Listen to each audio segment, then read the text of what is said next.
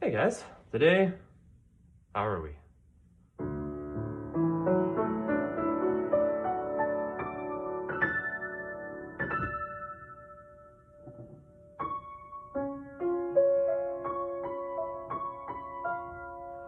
Today will be about discovery.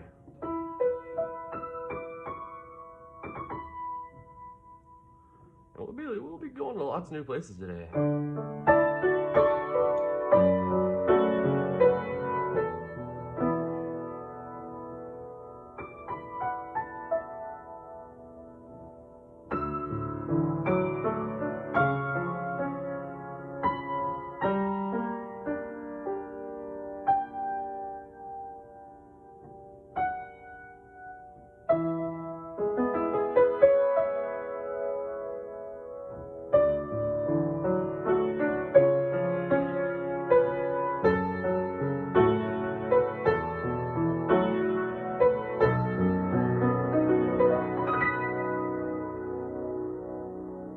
Now I can call this the key to D major.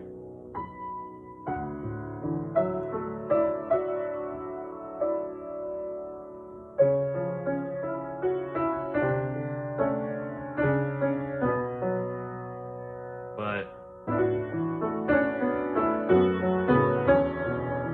would that be telling the truth?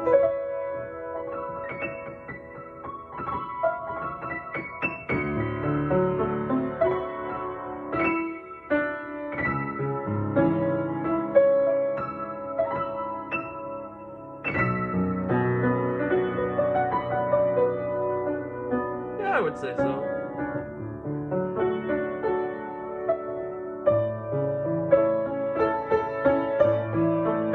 But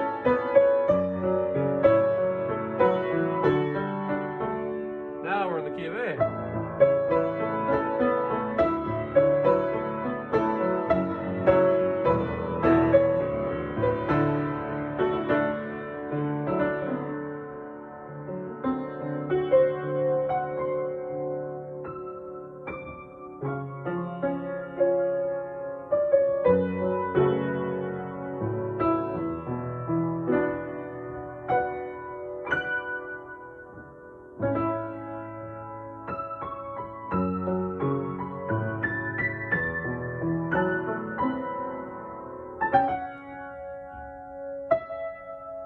We're back here, right? So it's just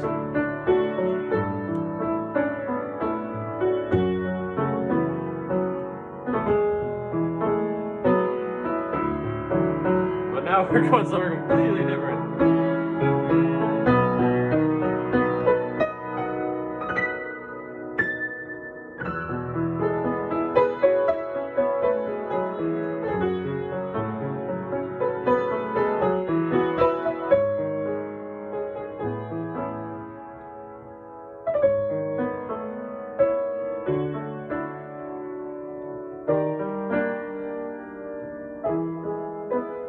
So we end up in E major after all, and that's called modulation, where you just keep moving and moving. So let's see what else we discover today. Just how vast the world of music is compared to how vast the world of our life is.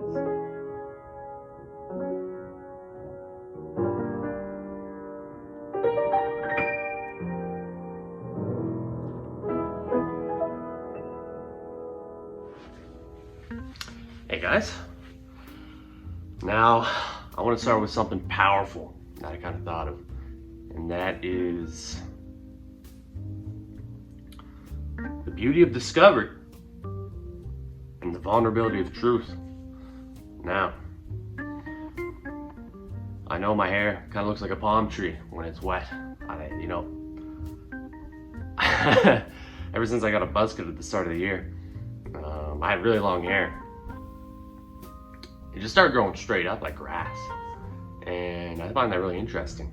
So I don't know, I think I prefer this hair over long hair. The long hair just took so much of my time, and I'd always be like trying to like get it in place and just fix myself up for whatever the occasion. Every day I'd just be so many hair products, like this just goes straight up and usually looks nice. So I think I'm in a better place. And that is kind of a segue into what I discovered, right? It takes some vulnerability to kind of discover that truth where, wow, this is easier for me, even though I've never had a buzz cut before. Let me do it, let me try it, regardless of my reason for it. You know, I didn't really have one then. Perhaps it was just, I don't know, an innate sense of wanting change. Of the times, who knows? But I got one and boom, here we are. Something I discovered. And now the Bible, of course, we're literally going through the Bible right now, where I'll tell you in Proverbs here, the main verse we'll be going over today, and that's chapter 25. Just do verse 2. Keep it pretty simple, because there's a lot to talk about, really. That is, it is the glory of God to conceal things, but the glory of kings is to search things out. Huh. Wow. Now, let's compare this with verse 3. As the heavens for height and the earth for depth. Wow. Now, it's a study Bible, so here's what it has to say about those two verses, which is 2 and 3 of chapter 25. And that is, you know, he prods people to seek wisdom, the glory of kings. Kings receive honor and glory as they search for God's wisdom.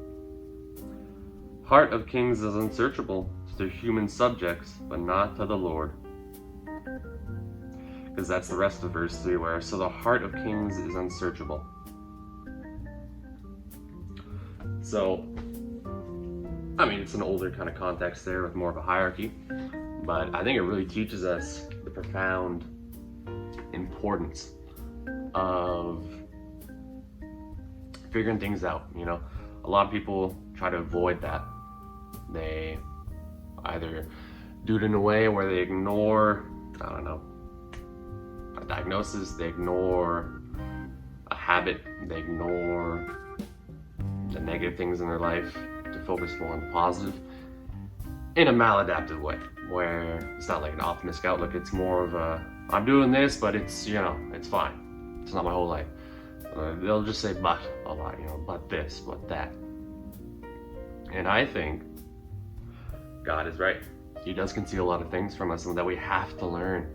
You know, he writes on our heart, you know, what is to be right and wrong. But that kind of common sense can only go so far, and that's why wisdom is described as a woman in the Bible, very precious, delicate, something to be learned of. And there's beauty in the learning of anything, really, but wisdom particularly, in that what we learn is very applicable. It's not just theoretical, it's rational, it's something we can apply to the future, right? Because usually we gain wisdom in retrospect, so we kind of take things as they come, and then as they go, we can figure out, well, this is something we can use in life and be thankful for it, but not to ourselves, but to God, right? Because, you know, with the glory of kings is to search things out. The heavens for height, right? That's the ineffable. That's where our kind of faith comes into play. But the earth is for depth, where we have so much we can learn, because it is amongst the kingdom of heaven. And I want to kind of preface this with, back in the day, I think 15th century, the kind of Orthodox Catholic Church was persecuting, torturing anybody, you know, mainly girls who were deemed as witches, but also those who defied the teachings of the church, namely the authority, like of the state and the church. The church was the highest back then in the hierarchy. Kind of going back to this, right, where verse 3, so the hearts of the kings is unsearchable, because the lower class, the peasants, you know, it was thought that that was their commoner. They were commoners, and they, you know, they couldn't quite reach a status, right? Because, I don't know, it was just their place in society, right? Well, we know that's not the case now, where everyone can pursue this. But that's just modern day terms where we're talking, and then the context was that feudal hierarchy, even though this was way before that too, but kind of still applies, where 15th century, I want to talk about a key thing that Galileo and Plato really played into, which is the cosmos, right? That was something the church had a quite definitive definition of, whereas geocentric, meaning the earth is at the center. And this verse really plays into why that's a problem, because this earth's at the center, everything is looking down upon it, right? The heaven's looking down on earth, and that was the belief, right? Earth is just this place of suffering, it's terrible. And that's why everything falls down on it, right? That's the gravity of it. And that's the church was like, well, God had to be this way because, we're special in that way, where we're in the center of the universe, and God, the heavens is so beautiful, earth is just egregious, so we want to reach heaven. That was the main kind of concern. That was their chief concern, where I always say the chief concern is to glorify God. It was rather to glorify heaven. And using God as just some kind of pseudo-maniac, where he's just a God of suffering who makes the earth suffer. A lot of people think that still to this day, because there is suffering, but what is so profound is the search for heliocentrism, or the search for truth. And now truth is beautiful. And back then they thought the earth was rugged, ugly. But the people who sought out heliocentrism, which is the accepted kind of order of cosmos today, where the sun's at the center because it has the biggest mass, and everything that has gravity orbits around it, not in perfect circles, but in elliptical orbits. And that kind of series of heretics being executed, passing the torch to another one being executed, passing another torch. I think it's very profound, the way that the search for truth was so sought after that it really reflected what happened in the Bible, right? Where people who died for Christ, those martyrs. And just as people died for heliocentrism, right? The truth of it all, because they thought, because everyone knew geocentrism was flawed in a way. Scientists, there was something always about the calculations that just couldn't quite add up. That's why Ptolemy kind of messed up the calculations and made them really complicated, because they just had to be, right, to kind of accept this geocentrism, right? Because it doesn't really make sense when you look at it now. The earth is of course moving, and we're moving around the sun as well as any other planet. So that's a little bit of science, but just as back then, right, it didn't quite make sense to believe in a savior coming down to earth as God and as human, right? That was heretical. That's why he died. Same with heliocentrists. They died, or well, tortured, whatever it was, because they're deemed a heretic, whether that's by the Jewish Council back in the day or by the Catholic Church back in the 14th century or 15th century. And I thought about that and the beauty of discovery. If these people never discovered that, what would our world look like now? I mean, really, they changed the world through discovery. Now imagine that, but in ourselves. If we have the vulnerability to discover truth and the beauty that comes from that, we can realize something that is full of so much suffering, but because of that, there is so much beauty in it, right? God created our parents, God created us, and though we die, we too live. And there's just a duality of, sure, there's suffering, but there's also hope, there's also truth. And one has to discover that, right? One can't just lie in wait.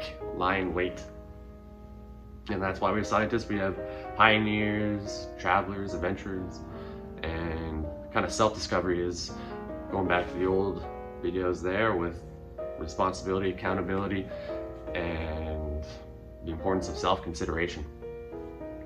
Where if you always just go about being amongst the crowd, you'll never go the extra mile. And you'll never see just how far you've gone, right? If you're in the midst of trying to fit in this big crowd, what are you doing there, right? You're not yourself.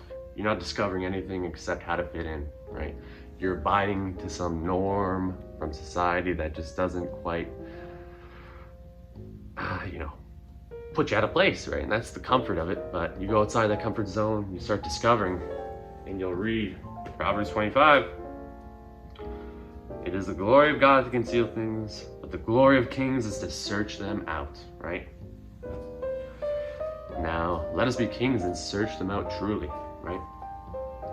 We have the raw estate in heaven. to be heirs of that. It takes a lot, we have a lot of responsibility on ourselves to really discover the word, the truth, and the wisdom that comes from it all, to apply it to our discipleship, to apply it to our missions, to apply it to our fellowship.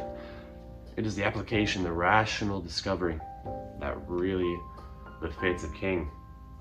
Those who stand out, those who've gone the extra mile. It's not crowded up there at that extra mile. And you see those people around you who are inspiring others.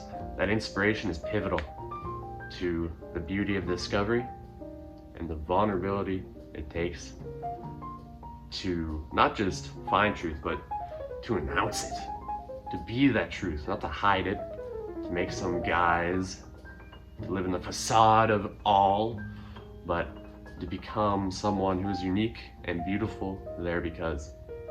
So, this video is over, and it's one of those ones that are kind of important to me, right? Because they tie into a lot of things that I've learned this year, and it's kind of the common theme, right? Just learning so much this year, my gap year, and whatever the heck happened here, right? With lymphoma and the AGPA and the whatever else might be or might not be, right? It's discovery, and I take it one day at a time. So I'm happy to be here, just as I hope and pray that you are. So take care, guys.